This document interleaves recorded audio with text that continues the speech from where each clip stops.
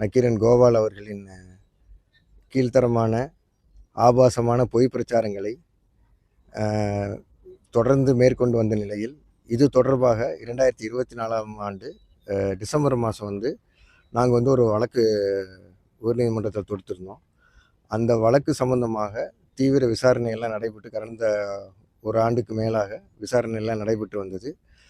2025ஆம் ஆண்டு டிசம்பர் மாதம் தொடர்ந்து 4 நாட்களுக்கு உயர்நீதிமன்றத்தில் ஒரு தீவிரமான விசாரணை நடைபெற்றது. அந்த விசாரணையின் முடிவில் இன்றைக்கி இன்ட்ரீம் ஆர்டர் ஒன்று கொடுத்துருக்குறாங்க.